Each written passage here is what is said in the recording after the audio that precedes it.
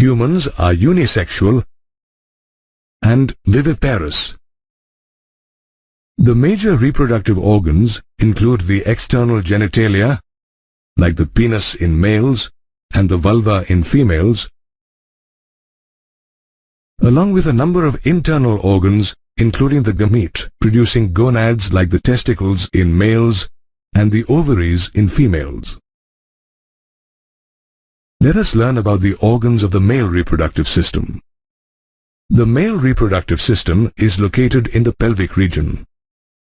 It includes the testes, accessory ducts, accessory glands, and external genitalia. The testes are covered by a sac-like protuberance of skin and muscles called the scrotum. The scrotum lies between the penis and the anus. The testes need to be at a temperature of 2 to 2.5 degrees less than the body temperature to produce sperms. Hence, the scrotum is outside the body and has a temperature lower than the body. The testes are oval in shape, with a length of about 4 to 5 centimeters and a width of about 2 to 3 centimeters. The testes are surrounded by a tough connective tissue capsule called the tunica albuginea.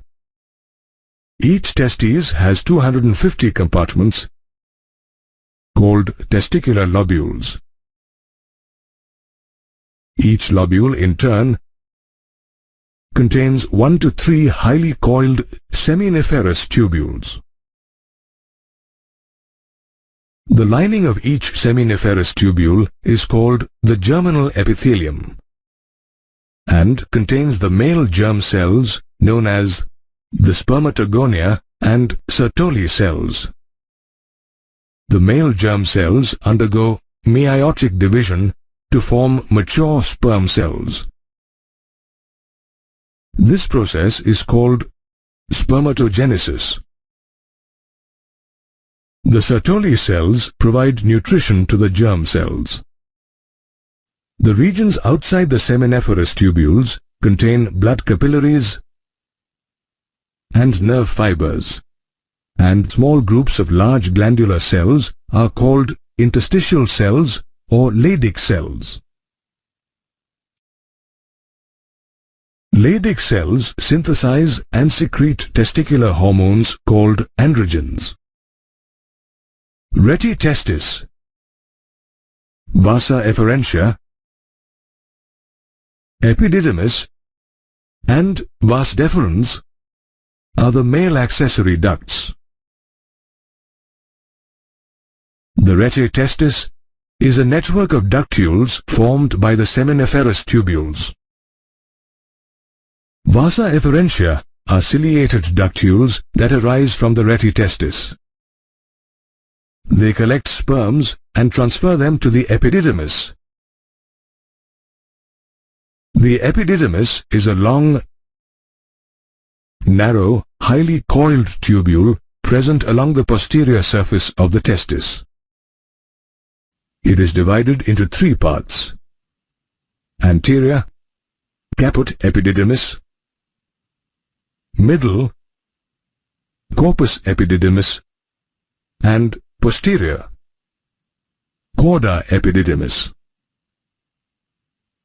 The epididymis stores the sperms temporarily and nourishes them. The epididymis leads to vas deferens that ascends into the abdomen and curves around the ureter and loops over the urinary bladder. It extends backwards and receives the duct from the seminal vesicle and finally opens into the urethra as an ejaculatory duct. The neck of the urinary bladder, ejaculatory duct, and prostate gland open into the urethra or urinogenital canal. The urethra extends through the penis to its external opening called the urethral meatus or urinogenital aperture. The urethra is the common passage for urine and semen. The male accessory glands include a pair of seminal vesicles, a prostate, and a pair of bulbourethral glands. They secrete seminal fluid that contains fructose and prostaglandins. The prostate gland is present at the base of the urinary bladder around the base of the seminal vesicle. It opens into the urethra through many ducts. The prostatic fluid contains calcium, citrate, and phosphate ions. The bulbourethral glands or Cowper's glands are pea-sized structures lying posterior to the prostate gland and at the base of the penis.